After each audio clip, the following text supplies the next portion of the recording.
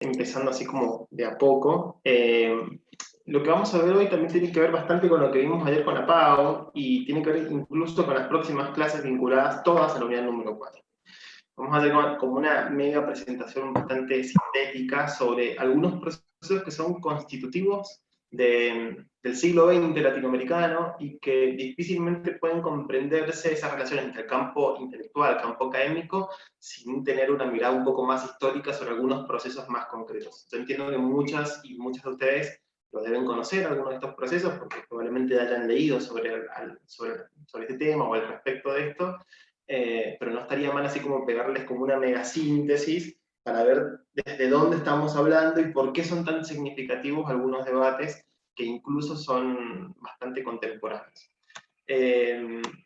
Vamos a ver como tres grandes cuestiones, así como grandes temas que están completamente vinculados y si es difícil hablar del uno sin el otro. Por un lado, esta denominada década del 80 como década perdida y los problemas del subdesarrollo, así cuáles son las consecuencias post teoría de las dependencias en el campo intelectual latinoamericano. La emergencia claramente del neoliberalismo en los países de América Latina, pero aparte a nivel mundial, en los 80 y en los 90, y qué consecuencias tuvo para el pensamiento de la CEPAL o de alguna manera del estructuralismo cepalino, con la emergencia incluso a partir ya del año 79 de documentos donde se referían a pensar los procesos socioeconómicos latinoamericanos como neoestructuralismo. Y vamos a ver algunos giros temáticos, algunos giros ideológicos y las consecuencias que eso tuvo para la transformación básicamente de la agenda de las ciencias sociales en la década del 90 y concretamente también de la sociología latinoamericana. Lo que les decía, son como tres cuestiones, son tres dimensiones de casi el mismo objeto de estudio, de alguna manera, que puede verse diferentes aproximaciones que vamos a repasar ahora como bastante más rápidamente. En primer lugar, y me voy a subir acá un poco a lo que charló ayer la PAO, los 80 no se explican sin los 50 y los 60. Sería ese el eslogan que pondríamos de alguna manera. Y acá solamente me refiero a cuestiones más de procesos sociopolíticos bien concretos, porque nosotros hemos visto que dentro del campo de las ciencias sociales hubieron la emergencia de toda la sociología crítica, no tan solo de todas las teorías de las dependencias en plural, sino de otros posicionamientos críticos, incluidos desde las teologías de la liberación, la filosofía de la liberación, hasta incluso los movimientos tal vez más marxistas dentro de algunas de las mismas teorías de la dependencia. Esto es como un punteo de lo tumultuoso que fue la década del 50-60 en América Latina. Probablemente muchos de ustedes ya lo conozcan, pero acá es como un punteo un poco rápido. 49, Bogotazo en Colombia. 52, la segunda revolución social de América Latina, la revolución boliviana. En el 54 se suicida Vargas, da fin a esa experiencia populista del 51 al 54 e inicia un golpe de Estado, un movimiento ya con la presencia militar bastante más fuerte en la escena política brasileña. En el 54 se inicia la dictadura más larga de toda América Latina, que es la de Stroessner en Paraguay. En el 54 es la última de las conferencias panamericanas en Bogotá y es donde se crea la Organización de los Estados Americanos, que hasta el día de hoy sigue siendo incluso dentro de las noticias vinculadas al caso boliviano, que estábamos en el día número 5, sigue siendo como un agente ahí del panamericanismo bien importante. En el 54, golpe de Estado a Jacobo Arbenz en Guatemala, 55, golpe de Estado a Perón, en el 56 inicia la hegemonía del Partido Revolucionario Institucional en México, que va a asignar la vida institucional de México de casi 60 años, más o menos. Gana Sandri las elecciones en el 58, inicia bastante el proceso que contó la PAO ayer en Chile a partir del 58 en adelante. Se trazan dos itinerarios políticos de dos pactos políticos muy importantes que van a ser muy relevantes para la vida colombiana y venezolana, que básicamente es un pacto entre oposición y oficialismo de los dos partidos prioritarios que van a pactar ser gobierno en un periodo y en otro, entonces va a ser algo muy importante, por lo menos en Venezuela hasta la llegada de Hugo Chávez, y en el 59 la Revolución Cubana. Como ven, es como un punteo hiper cortito, pero simplemente es para mostrarles el quilombo que era América Latina en la década de los 50 y los 60, y cómo de alguna manera desde las ciencias sociales se vio reflejado mucho de todas estas discusiones. Sí hay alguna cuestión bien importante que tiene que ver con la crisis del modelo de sustitución de importaciones, o la crisis de alguna manera de los estados de compromiso social, o de los populismos, en el caso de algunos países de América Latina en el cual se ha desarrollado estas políticas nacionales y populares, y vamos a ver en qué se transforma, porque no solamente tiene que ver con los límites a los procesos de industrialización en algunos países de América Latina, sino además tiene que ver con una transformación del patrón de acumulación a nivel mundial del capitalismo. Y sobre eso vamos a ver un poco más adelante. Otra cuestión, y esto tal vez lo podemos retomar con la PAO la semana que viene un poco más, estamos en un periodo de tiempo en el cual estamos hablando casi de la política institucional, o la vida social en general, de muchos de los países de los cuales estamos haciendo referencia en esta clase, y la unidad número 4 refieren a procesos de dictaduras de los 60 y los 70, básicamente.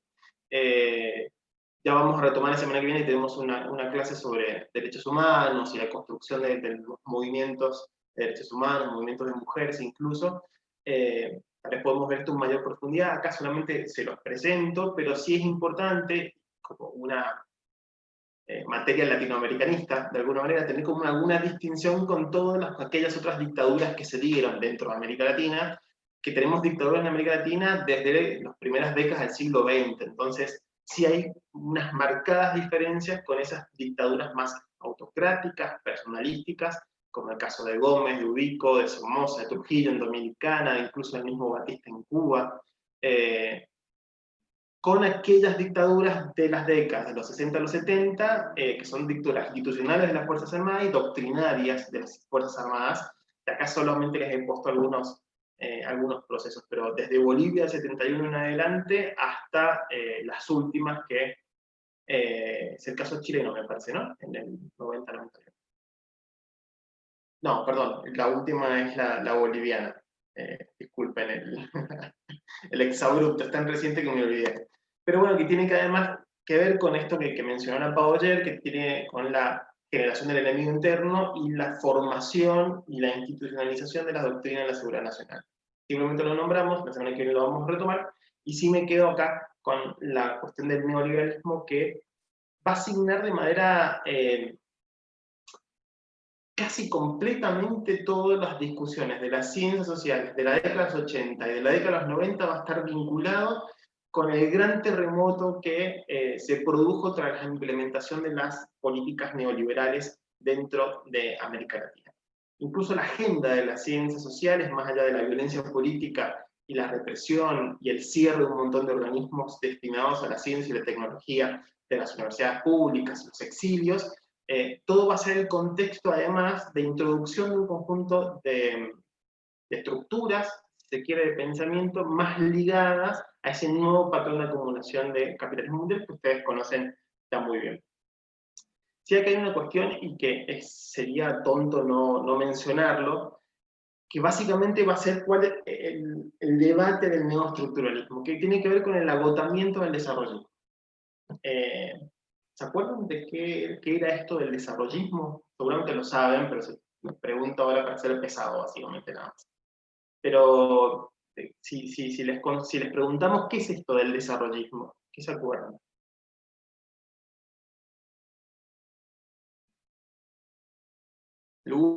¿Alguna que se anime? Incluso desarrollismo dentro de la CEPAL, o inicio de ese desarrollismo barra con el estructuralismo cepalino.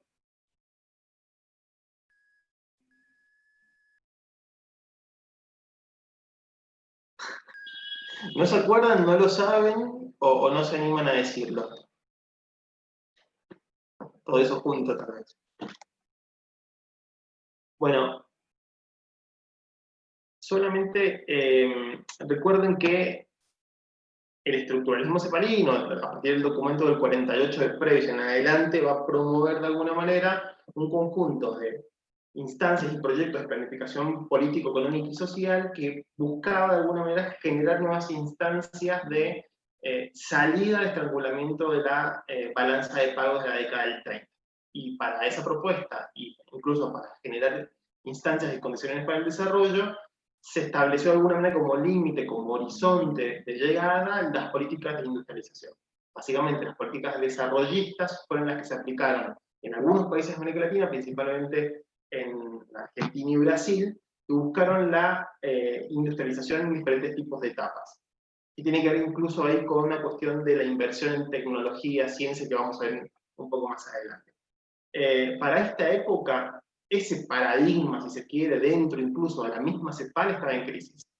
Estaba en crisis en términos teóricos, y incluso se lo denomina como la crisis teórica de la CEPAL, porque la CEPAL ya dejaba de dar cuenta de alguna manera de estos procesos y de estos límites, y se había establecido con la salida previa de la Secretaría Ejecutiva como un stand-by un poco raro. Eso junto o conjunto a la implementación de las primeras políticas neoliberales en América Latina, que, como dijo la Pau ayer, iniciaron en Chile. Ahí cerquita también iniciaron en Bolivia.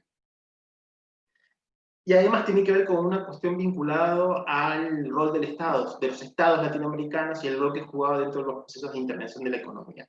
Todo esto va a estar debatido dentro de esta agenda de los 80, pero de una manera bastante más lavada, menos revolucionaria incluso, justamente porque en muchos de estos países primero habían dictaduras militares, pero por otro lado, porque básicamente era como la pérdida del sentido común vinculado a la industrialización, la pérdida del sentido común vinculados a los estados de compromiso social. Todo eso había fracasado, como si fuese culpa, digamos, de algún proceso endógeno propio latinoamericano que había llevado a que estas políticas restrictivas no habían generado los espacios de desarrollo que habían prometido, de alguna manera.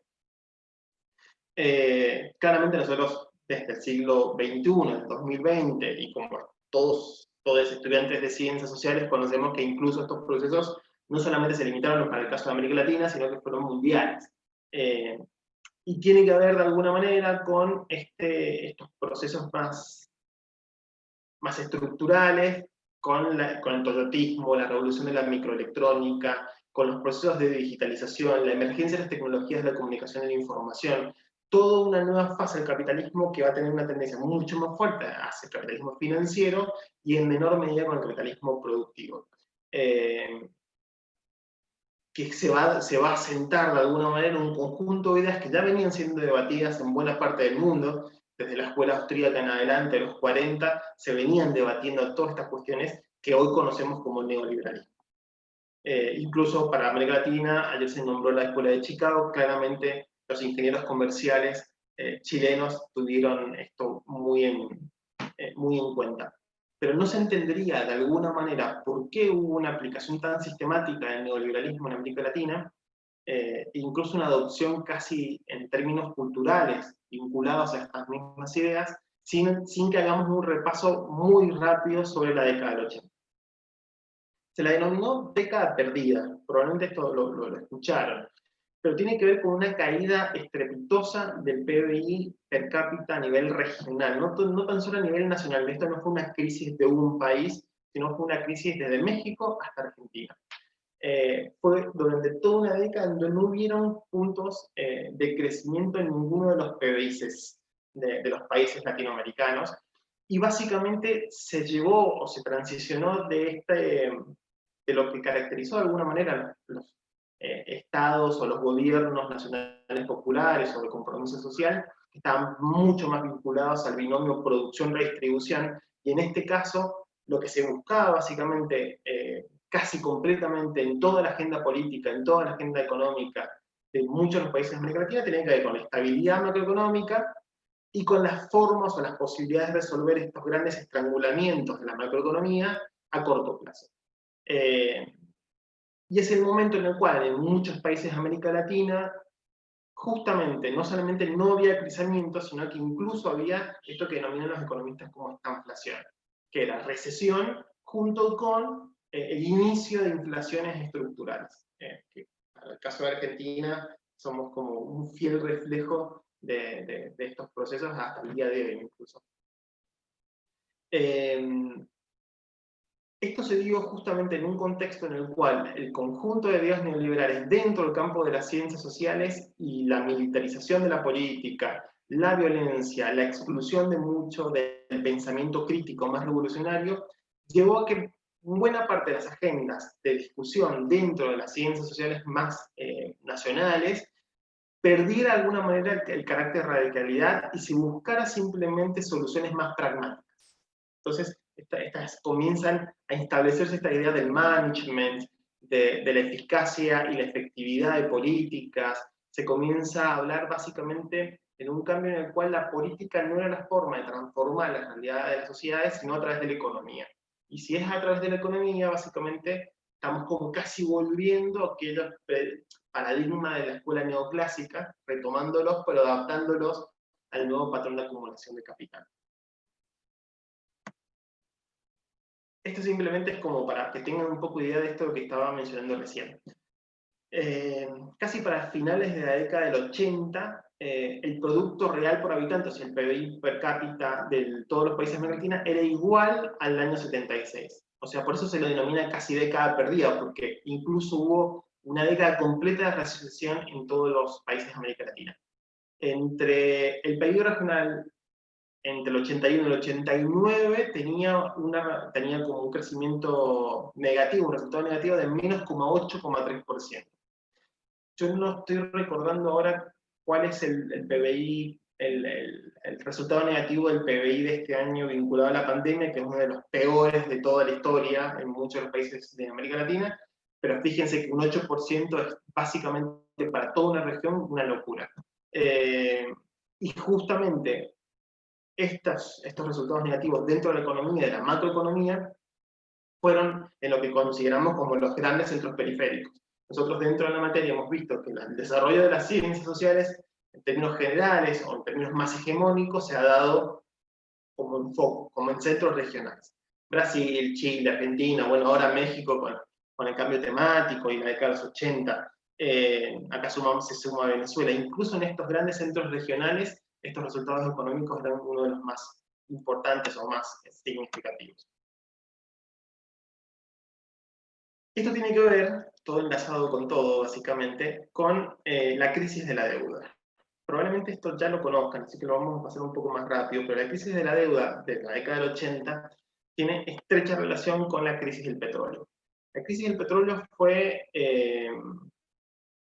un proceso que se dio bastante concentrado en los miembros árabes de productores de petróleo a partir del año 73 en adelante, que de alguna manera, dado el apoyo que recibió en la guerra de Yom Kippur de Israel, que enfrentaba Israel contra Siria y Egipto, lo que hicieron los países del OPEP fue subir el precio del petróleo. Básicamente tenían el monopolio de esta gran commodity internacional que incluso en estos años hacía que el mundo girara.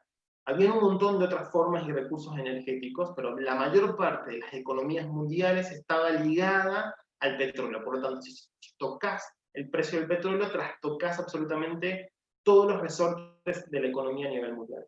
Incluso hasta el día de hoy es así. Cuando sube el precio del barril del petróleo, eso repercute de muchísimas maneras dentro de las economías, incluso semiperiféricas y periféricas. Esto lo que produjo básicamente fue que grandes organismos internacionales, las grandes bancas internacionales, las grandes redes financieras vinculadas a los países del OPEP, tuvieron un gran flujo financiero. Tuvieron un montón de lo que se denominó como petrodólares, de alguna manera. Había una gran disponibilidad internacional dentro del mercado financiero de dólares. Y justamente lo que se hizo fue canalizar todos esos petrodólares para que los países, lo que les permitió de alguna manera a los países latinoamericanos con esa crisis terrible durante la década del 80, con tasas de crecimiento negativo, con todos los indicadores macroeconómicos para abajo, completamente desastrosos, comenzaron un proceso fuerte, firme y sostenido de endeudamiento público y privado. O sea que básicamente América Latina chupó esos petrodólares del mercado financiero internacional y desistieron en muchos de los casos en que el papel del Estado tuviera que regular la participación dentro de la economía, o regular dentro de la relación mercado-Estado, se trastocó completamente, y básicamente el sostenimiento de muchas de las estructuras de las relaciones productivas dentro de los países de América Latina se financió vía deuda. Lo que provocó básicamente la crisis de la deuda. Fue conocido de alguna manera a partir de la cesión de pagos de México en el 82, pero que de alguna manera se manifestó básicamente en toda América Latina porque fue un proceso regional, no solamente entró en cesación de pagos en México, sino en muchos países. Acá simplemente les muestro unos datitos nada más, para que tengan más o menos en cuenta por qué todas estas cuestiones son importantes para la discusión del neoestructuralismo en América Latina. Este es un informe que se llama La acción internacional en América Latina ante la crisis, y marca aproximadamente que entre el 75 y el 82 la deuda externa regional creció de 67.000 millones a 300.000 millones. Y que la deuda creció básicamente un 25% anual durante ese mismo periodo. Estos otros... Bueno, acá hay unos países que tuvieron unas tasas de crecimiento de la deuda mayor que otros. En ese caso, por ejemplo, los que estuvieron por sobre el promedio regional, tuvo Uruguay, El Salvador, Argentina, Colombia, Brasil, México, Venezuela, Costa Rica, Bolivia. Todos aumentaron. Incluso la situación a nivel internacional fue tan caótica con la crisis de la deuda que lo que pasó es que, por ejemplo, países como Colombia, que no habían tenido desajustes o desbarajustes macroeconómicos como el resto de los países, tampoco tuvieron la posibilidad de acceder al crédito internacional por la situación generalizada en toda América Latina. Entonces, la cesación de pagos en México inició una bola de nieve que se llevó puesta básicamente las estructuras macroeconómicas de la mayor parte de países de América Latina. Ese fue el contexto en el cual se inicia la implementación de las políticas neoliberales que ya todos conocemos. Acá simplemente he hecho como un punteíto, simplemente para que poner en limpio algunas de estas cuestiones. Recordemos que esto no nace solamente con Reagan y con Thatcher, sino que incluso el inicio de la implementación de políticas neoliberales en términos institucionales fue en China, y fue la apertura básicamente después de la Revolución Cultural que Deng Xiaoping en 1978 comenzó a establecer. En ese país incluso fue el inicio del capitalismo chino tal como lo conocemos en la actualidad. Paul Volcker incluso fue el presidente de la Reserva Federal en el 79, incluso antes, un año antes de la llegada de Reagan a Estados Unidos, y conjuntamente el mismo año que Margaret Thatcher inicia el establecimiento de algunas políticas neoliberales en Inglaterra. Claramente, las políticas neoliberales aplicadas en los nortes, en el Atlántico Norte, fueron totalmente y completamente diferentes a las que se establecieron para el caso de los países periféricos como América Latina, pero de alguna manera, como el trasfondo, tiene que ver con un conjunto de reformas un conjunto de reformas que fueron sugeridas, pero que fueron incluso puestas en práctica, hecha carne en América Latina. Y tiene que ver con el ya conocido consenso de Washington, que tiene como 10 principios, se ha escrito, y ustedes seguramente se lo saben de memoria, cuáles son las 10 recomendaciones. Acá lo que he hecho simplemente fue como juntarlas en las que considero son como los 3 grandes ejes del proceso de reformas. Por un lado, las reformas macroeconómicas, de esto sabemos bastante, que busca el disciplinamiento fiscal, que el Estado se achique, la racionalización del gasto público, la búsqueda de no tener déficit fiscal, básicamente, y que el Estado libere el mercado financiero. Por otra parte, otro conjunto de normas vinculadas a las reformas dentro del comercio internacional, del comercio exterior, que básicamente tiene que ver con la eliminación de subsidios a las industrias competitivas, la liberación de las importaciones, la reducción de las tarifas o de los impuestos a las importaciones, y claramente en términos de política monetaria tiene que ver con la liberación de la tasa de cambio. O sea que cualquier política de regulación o de explotación sucia a la tasa de cambio se restringe al máximo. Y por otra parte, tiene que ver con el fomento por parte de los estados latinoamericanos al desarrollo del sector privado de la economía. Básicamente se promueve la desestatización de buena parte de la economía, incluso que en grandes servicios públicos se generen procesos de privatización que tienen que ver básicamente con lo que conocemos muy claramente en los 90 en América Latina, pero que este es un proceso que inicia en los 70, o sea, muy tempranamente en Chile, 73 en Chile, 74 en Bolivia, o sea, son ya décadas y décadas de neoliberalismo que podemos como sintetizar en esto, y que incluso muchos de los gobiernos desde hace poco incluso hemos visto políticas, incluso actualmente en la discusión periodística argentina vinculada a estos temas.